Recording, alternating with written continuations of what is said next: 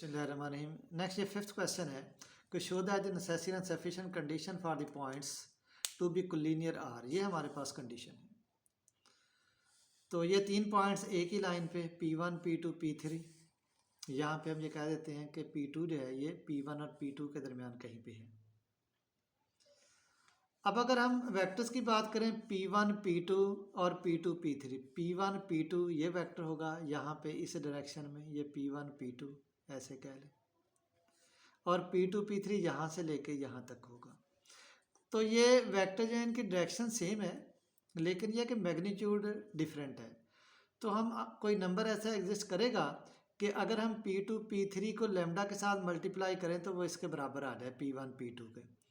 जैसे आप कह लें कि अगर इसकी मैग्नीट्यूड जो है वो 3 है, जबकि इसकी मैग्नीट्यूड जो है वो 2 है, तो अगर हम 3/2 के साथ मल्टीप्लाई कर दें इसको, तो फिर इन दोनों की मैग्नीट्यूड बराबर आ जाएंगी।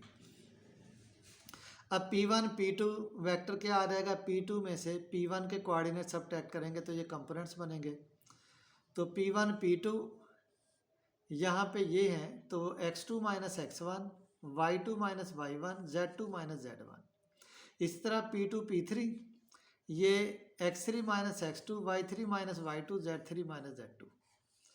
तो ये जो लेमडा है ये यहाँ पे मल्टीप्लाई हो जाएगा, तो इसका x कंपोनेंट इसके x कंपोनेंट के बराबर, y कंपोनेंट के बराबर, z कंपोनेंट के बराबर। यहाँ से लेमडा आ जाएगा x2 minus x1 over x3 minus x2। इसी तरीके से ये बाकी ये पिछले समय पे 1 2 और 3 से इन तीनों को हम बराबर रख लेंगे, ये हमारे पास आ जाएगा। तो इसमें यहाँ से माइनस निकाल लें, यहाँ से भी माइनस कॉमन निकाल लें, यहाँ से भी माइनस कॉमन निकाल लें, उनको कैंसिल कर दें। या यहाँ पे इस तरह भी हो सकता है, जैसे यहाँ पे ऐसे किया है कि यहाँ से ऊपर से माइनस कॉमन निकालें बटे से भी, तो उनको कैंसिल कर दें यहाँ भी, तो इनकी तरतीब जो है वो बदल जाएगी। ऊपर भी माइनस कॉमन निकाला बटे में भी और उनको कैंसिल कर दिया। तो उसके बाद सफिशिएंट कंडीशन है कि ये कंडीशन होल्ड करती है। साबित हमने ये करना है कि ये P1 P2 P3 कोलिनियर है। तो यहाँ पे उसी तरीके से माइनस कॉमन निकाला ऊपर और बटे में, उनको कैंसिल किया, तो ये हमारे पास फॉर्म आ जाएगी। इसको हमने लेमडा के बराबर रख लिया, तीनों आपस में बराबर है तो तीनों लेमडा के बराबर आ जाएंगे, और फिर यहाँ से इसको दूसरी साइड पे ले जाएंगे, यहाँ पे भी इसको, और ये हमारे पास आ जाएगा। तो ये जो है ये तीन कंपोनेंट्स आप कह रहे हैं, ये तीन कंपोनेंट्स हैं वेक्टर के, तो ये आपस में बराबर हैं, इसलिए ये x कंपोनेंट इधर इस x कंपोनेंट के बराबर, ये y कंपोनेंट इस y कंपोनेंट के बराबर और z इसके बराबर आ जाएगा। ये P1 P2 वेक्टर है, ये P2 P3 वेक्टर है, तो ये P1 P2 P3 ये कोलिनियर हो जाएंगे। 6th क्वेश्चन है find the direction cosines of the line given by. यहाँ से ये जो दो इक्वेशंस हैं ये मिल के लाइन को ज़ाहिर करती हैं, इसलिए ये लाइन की इक्वेशंस कहलाती हैं। यहाँ से हम चेंज करेंगे इसे सिमेट्रिक फॉर्म में, यानी x minus x naught over lambda is equal to y minus y naught over mu is equal to z minus z naught over nu. वहाँ पे lambda mu nu direction ratios होंगे, और direction ratios से फिर हम direction cosines मालूम करेंगे। अब यहाँ पे इसका तरीक़ाकार ये है कि हम एक वक्त में एक डिलीट कर देंगे, यहाँ पे आप इस तरीके से कह लें कि वेरिएबल x y z कोई एक वेरिएबल जो है वो डिलीट कर देंगे। लेकिन यहाँ पे आप देख रहे हैं कि यहाँ पे x y z तीनों वेरिएबल हैं, लेकिन यहाँ पे x वेरिएबल नहीं है। तो यहाँ से जो है यहाँ पे क्योंकि दो ही वेरिएबल्स हैं, क्योंकि जब आप दो इस तरीके से जो है वो एक वेरिएबल एलिमिनेट करते हैं, ख़त्म करते हैं, तो बाकी दो रह जाते हैं। यहाँ पे ऑलरेडी दो हैं, तो इसलिए यहाँ पे ये फॉर्म आप बनाएंगे कि z को एक साइड पे ले जाएंगे और y को दूसरी साइड पे अलग अलग। जैसे यहाँ पे 2y आ जाएगा, उधर z माइनस 3 आ गया, माइनस कॉमन निकाला। मैंने आपको बताया था कि x y z के साथ कोई नंबर ना आए, इस तरीके से आपने इसको सॉल्व करना है। तो वो माइनस की अलामत थी, उसको भी बाहर लिख लिया कॉमन निकाल के, ये हमारे पास आ गया। तो ये -1 इसका बटा आ जाएगा y का, और 2 जो है वो इसका बटा आ जाएगा। अब नेक्स्ट हम कुछ इस तरीके से हल करेंगे, मसलन यहाँ पे हम z एलिमिनेट कर सकते हैं इन दोनों को ऐड करके, कि इनमें से कोई एक फॉर्म आ जाए। तो यहाँ पे हम इस तरह कर लेंगे कि 1 और 2 को हम ऐड कर लेंगे। जब हम 1 और 2 को ऐड करेंगे तो क्या है कि z और -z तो कैंसिल हो जाएंगे, x आ जाएगा प्लस 5y आ जाएगा और फिर उसके बाद प्लस 2 आ जाएगा। ये यहाँ पे आप देख लें, ये आ जाएगा। तो यहाँ से ये 5y है, x और 2 इसको हम दूसरी साइड पे ले गए तो यहाँ से माइनस कॉमन आ जाएगा, तो x प्लस 2 ओवर ये 5 इधर से आ जाएगा, ये -1 इधर। तो यहाँ पे आप देखें कि 3 में भी y ओवर -1 है और इसमें भी y ओवर -1 है। तो इसलिए वहाँ पे y ओवर -1 z -3 ओवर 2 के बराबर है, यहाँ पे x प्लस 2 ओवर 5 के बराबर है। तो ये तीनों आपस में फिर बराबर हो जाएंगे। अब 5 -1 और 2 ये डायरेक्शन रेशियोज हैं। यहाँ से डायरेक्शन को साइंस कैसे मालूम करेंगे कि लैम्डा म्यू न्यू है ये, तो lambda square plus mu square plus nu square under root के साथ तीनों को डिवाइड करेंगे। तो ये लैम्डा स्क्वायर यानी 5 स्क्वायर, इसी तरीके से mu square plus nu square under root, इसको तीनों को इसके साथ डिवाइड करेंगे तो ये हमारे पास डायरेक्शन को साइंस आ जाएंगे। नेक्स्ट है कि find the equation of the line passing through these points. 2 point से पास करने वाली लाइन की ये इक्वेशन पीछे हम एक जो है ना वो एग्जाम्पल में करके आ रहे हैं। तो यहाँ पे x1 की जगह पे -3, y1 की जगह पे 1, z1 की जगह पे 4, इसी तरह x2 की जगह पे 5, y2 की जगह पे -1 और z2 की जगह पे आप 6 पुट कर लेंगे तो ये क्वेश्चन जो है ना वो कंप्लीट हो जाएगा। नेक्स्ट 6 क्वेश्चन है कि find the equation of straight line passing through this point and parallel to the line. अब हमें मालूम है कि x minus x naught over lambda y is equal to y minus y naught over mu is equal to z minus z naught over nu. ये हमारे पास line की equation होती है सिमेट्रिक फॉर्म में। तो पॉइंट तो ये आ जाएगा, यानी x नाट 5 आ जाएगा, y नाट -3 आ जाएगा, z नाट 2 आ जाएगा। अब मसला रहेगा लेमडा म्यू न्यू का। तो ये लाइन क्योंकि जो हमने लाइन मालूम करनी है उसके पैरेलल है, तो इसके जो डायरेक्शन रेशियोज निकलेंगे वही हम वहाँ पे यूज़ कर लेंगे, क्योंकि अगर पैरेलल लाइंस हो तो डायरेक्शन रेशियोज प्रोपोर्शनल होते हैं। तो ये हमारे पास ये इक्वेशन है, ये पीछे हम करके आ रहे हैं अभी 6 क्वेश्चन में।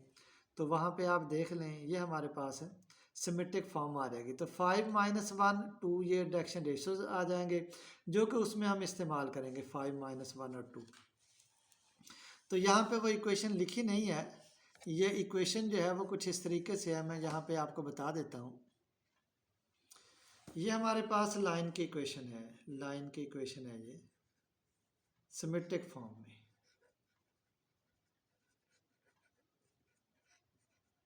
हमने पीछे पढ़ी है। तो इसमें फिर x नाट वाई नाट जेड नाट जो पॉइंट दिया गया है इसके कोऑर्डिनेट्स आ जाएंगे, ये 5 -3 2 और लेमडा म्यू न्यू की जगह पे ये 5 -1 और 2 आ जाएंगे। तो ये आ जाएगा x -5 over 5 is equal to y plus 3 over -1 is equal to z -2 over 2 आ जाएगा। फिर उसके बाद नेक्स्ट हमारे पास क्वेश्चन है कि find the equation of two lines passing through this point and having direction angles. अब डायरेक्शन एंगल से हम डायरेक्शन को साइंस मालूम कर लेंगे। कैसे? Cos alpha cos beta cos gamma का मसला है तो वो हम यहाँ से मालूम कर लेंगे। कैसे कि कॉज अल्फा कॉज π/3 आ गया, कॉज 60 डिग्री 1/2 होता है, cos beta cos π/4 cos 45 degree 1/2 under root होता है। ये हमें मालूम है कि L square plus M square plus N square 1 के बराबर होगा। यहाँ पे आप एल और एम की वैल्यू पुट करके यहाँ से एन की वैल्यू निकाल लेंगे। ये 1/4 आ जाएगा, ये 1/2 आ जाएगा। 1/4 और 1/2 को दूसरी साइड पे ले जाएं तो एन स्क्र 1/4 अंडर रूट लेंगे तो एन जो है वो प्लस माइनस 1/2 आ जाएगा। तो एल एम एन की 2 वैल्यूज आ गई। इक्वेशन ऑफ रिक्वायर्ड लाइन ये पॉइंट दिया गया 5 -3 और 2, ये कोऑर्डिनेट्स हैं। एक्स नाट की जगह पे 5, वाई नाट की जगह पे -3 और जेड नाट की जगह पे 2 आ जाएगा। तो एक्स माइनस एक्स नाट ये 5 आ गया, जेड माइनस जेड नाट सॉरी वाई माइनस वाई नाट -3, जेड माइनस जेड नाट 2 बटे में ये हमारे पास आ जाएगा एल एम और एन। क्योंकि डायरेक्शन रेशियोज और जो डायरेक्शन को साइंस है वो डायरेक्शन रेशियोज भी होते हैं। तो ये जो है ये हमारे पास आ जाएगा। यहाँ पे इसको हम सिंप्लीफाई कर लेंगे। कैसे? कि यहाँ पे जो है हम 1/2 के साथ मल्टीप्लाई कर देते हैं, यहाँ पे 1/2 के साथ, यहाँ भी 1/2 के साथ, यहाँ भी 1/2 के साथ। यहाँ पे 1/2 के साथ मल्टीप्लाई करेंगे तो यहाँ पे 2 इस 2 को कैंसिल कर देगा। यहाँ पे 1/2 ये 1 और यहाँ पे 2 अंडर रूट आ जाएगा और यहाँ पे ये भी कैंसिल होकर प्लस माइनस 1 हो जाएगा। या आप इसको ऊपर ले जाएंगे 2 into x minus 1 2 under root into y plus 3 और ये 2 इंटू जेड माइनस 2 बटे में प्लस माइनस 1 आ जाएगा। तो फिर 2 के साथ जो है वो आप डिवाइड कर देंगे। फिर उसके बाद ये 10th क्वेश्चन है कि find the equation of straight line passing through this point and perpendicular to y z plane. अब वाई जेड प्लेन के परपेंडिकुलर असल में एक्स एक्सिस होता है, एक्स एक्सिस परपेंडिकुलर ये जो है ना, तो इसका मतलब ये हो गया कि यहाँ पे जो रिक्वायर्ड लाइन है वो एक्स एक्सिस के पैरेलल है। अब एक्स एक्सिस जो है इसके डायरेक्शन को साइंस होते हैं 1 0 0 क्योंकि एक्स एक्सिस के साथ 0 एंगल बनाएगा, वाई एक्सिस के साथ 90, जेड एक्सिस के साथ 90। तो cos 0 1, cos 90 0, cos 90 0, 1 0 0 आ जाएंगे। तो डायरेक्शन को साइंस ऑफ रिक्वायर्ड लाइन क्योंकि ये पैरेलल एक्स एक्सिस के, इसलिए यही हम यूज़ कर लेंगे 1 0 0। तो डायरेक्शन रेशियोज हमारे पास जो कि असल में डायरेक्शन को साइंस ही है 1 0 0, ये इस्तेमाल कर लेंगे। लैम्डा म्यू न्यू की जगह पे एक्स नाट की जगह पे 5, वाई नाट की जगह पे -3 और जेड नाट की जगह पे 2 आ जाएगा। तो इस तरीके से ये हमारे पास इक्वेशन आ जाएगी। इसमें इसे आप इसके बराबर भी रख लें और इसे इसके बराबर भी रख लें, क्रॉस मल्टीप्लाई कर लें।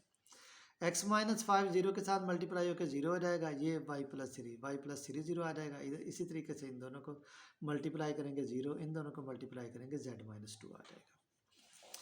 तो नेक्स्ट है कि find the equation of each coordinate axis, equation of x axis. अब हर एक्सिस जो है वो ओरिजिन से पास करता है, तो एक्स नाट वाई नाट जेड नाट, तो वो ये हमारे पास आ जाएगा एक्स नाट 0, वाई नाट 0, जेड नाट 0। लैम्डा म्यू न्यू की जगह पे ये डायरेक्शन को साइंस है, मसलन एक्स एक्सिस के डायरेक्शन को साइंस 1 0 0 है, ये पुट हो जाएंगे। इसी तरीके से वाई एक्सिस के 0 1 0 और जेड एक्सिस के 0 0 1 ये हम पुट कर देंगे। तो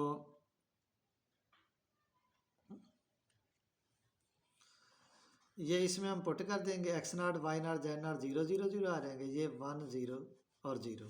जबकि नेक्स्ट जो है वो सिर्फ यही चेंज आएगी, 1 0 0 के बजाय 0 1 0 डायरेक्शन को साइंस होंगे और इसमें जो है वो 0 0 1। इसको वैसे ये ब्रैकेट्स की शक्ल में नहीं लिखना चाहिए, ये इस तरह नज़र आता है जैसे ये पॉइंट है, पॉइंट नहीं है, 0 1 0 ब्रैकेट्स के बगैर ही लिखें।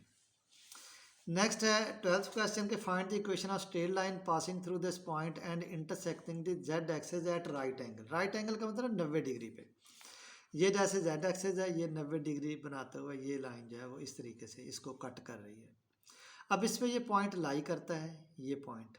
अब यहाँ पे आप देखें कि ये जो है यहाँ पे ये जेड एक्सिस है, तो जेड एक्सिस पे एक्स और वाई कोऑर्डिनेट तो 0 होते हैं, तो x और y कोऑर्डिनेट तो 0 हो गए। अब रह गया मसला z का, तो z आप देख लें कि यहाँ पे 5 है जो कि असल में ये फासला होगा एक्स वाई प्लेन से, ये परपेंडिकुलर डिस्टेंस होगा। परपेंडिकुलर डिस्टेंस यहाँ पे 5 है तो इसका मतलब कि ये भी 5 होगा, इसलिए 0 0 5 आ जाएगा। अब ये लाइन जो है ये इस पे ये पॉइंट लाई कर रहा है क्यों, जो कि 0 0 5 है। तो यहाँ पे हमारे पास 2 पॉइंट्स आ गए, एक ये 3 4 5 है, दूसरा ये है। तो पीछे वो जो इक्वेशन है लाइन की जो कि 2 पॉइंट से पास कर रही है वो इस टाइप की है, ये वाली जो है ये आप देख लेंगे ये है। तो यहाँ पे आप x1 y1 z1 कोई पॉइंट ले लें, पहले पॉइंट को जो है ना वो x1 y1 z उसके कोऑर्डिनेट कह दें, यानी x1 3 y1 4 z1 5 और x2 y2 z2 की जगह पे x2 0 y2 0 और z2 5, ये आप इसमें पुट कर लें। तो यहाँ पे बहरहाल पहला पॉइंट जो है वो कंसिडर किया गया है, यहाँ पे x1 y1 z1 जो है वो 0 0 5 रखा गया है। ये हमारे पास आ जाएगा।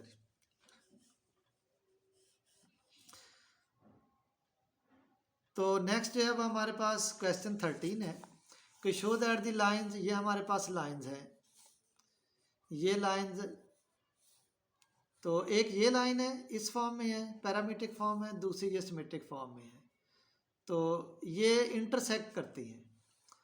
तो ये हमारे पास जो है यहाँ से x is equal to 3 minus p, y is equal to 2 minus 3 p, z is equal to 2p, ये है।